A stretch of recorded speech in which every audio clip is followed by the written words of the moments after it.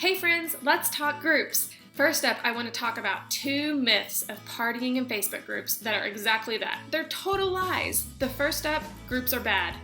Groups are not bad. Groups are different. But different is not always bad. Secondly, you're going to say, oh, but my hostesses and my customers and my friends, they're going to hate groups because they're used to events. Let me tell you something. They're not going to notice. They're going to think that it's some weird Facebook glitch that happens to the best of us, and they're just going to go on and party on Facebook just like always. So don't make a big deal about it. Just party in groups, have a fun, engaging, professional time, and I promise you that groups will be just as beneficial to you, if not more so, than Facebook events.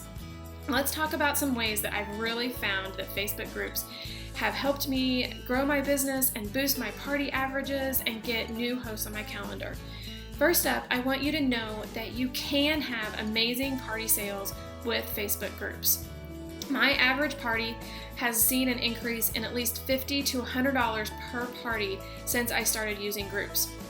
I think I owe a lot of this to using the photo albums that are within groups with my virtual wish list. So using those 2 tools combined, I've been really able to engage with customers, do my job as a book lady to provide them with a personal recommendations list that fit the needs and the wants of their family. And let me just tell you that sometimes those visual wish lists, they go a little bit over the top as far as budget goes. Go crazy. Do a $250 wish list or a $400 wish list, depending on the kid. It doesn't matter. But those visual wish lists, you're able to post the virtual wish list, so they post in the group discussion, but then you're also able to give each individual person a recommendations photo album that uses the photo album covers, the book covers. With events, if you'll remember, you might post in it and it would go all the way to the bottom because each subsequent post would just push it further and further and further down. But with groups, you're able to, number one, you can create a photo album so it's easily found by your guests and your customers. They can click on photo album, click on photos, go to album, find their name, see all of the wish list information, all of the beautiful book covers, and easily find it. In addition, because groups don't keep posts in order, you can actually comment on their post where their photo album was. It'll bump it straight to the top. So it becomes top of mind for them, and they also get to see it along with all of the other customers. Secondly, I want to talk about how you can have great party interaction. Number one, you need to have good pre-party posts. I'm not just talking about your generic literacy graphics with quotes. Those are beautiful, and we know that they're all true, but they're not engaging. And with groups, just like events, you need to engage with your customers. So you need to have games, you need to have fun videos, you need to use those engagement posts that maybe you use in your VIP group to really get people to interact with the page. Because just like anything on Facebook, the more they engage with it, the more they're going to see it, the more their friends are going to see it, and the higher your sales are going to be.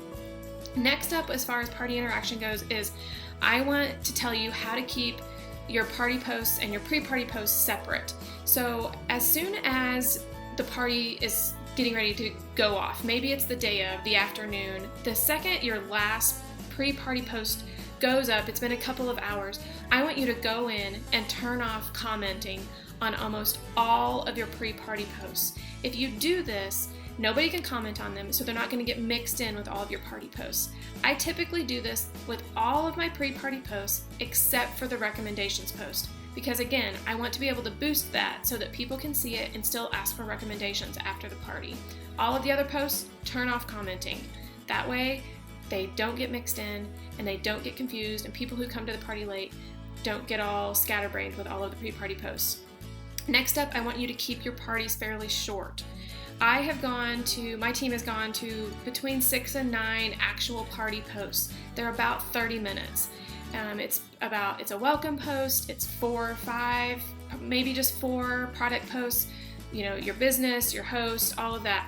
But keep the party short. That helps people engage, and when people come back later, even if the posts are out of order, they don't get confused and they're able to just scroll through and easily see numbers 1 through 9 instead of having to go numbers 1 through 20.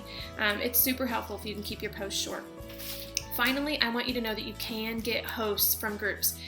I use this simply using my hostess posts. One of the great things about groups is that those posts get out of order, because I can comment on that hostess post and it will bump it straight to the top. So anybody that goes to the group to check things out, They're going to see that hostess post first, they're going to think about it, and then they're going to come back because they see how fun and engaging the Facebook group really was. So good luck with groups. I know you can do it. I know it can be successful for you just like it has for me.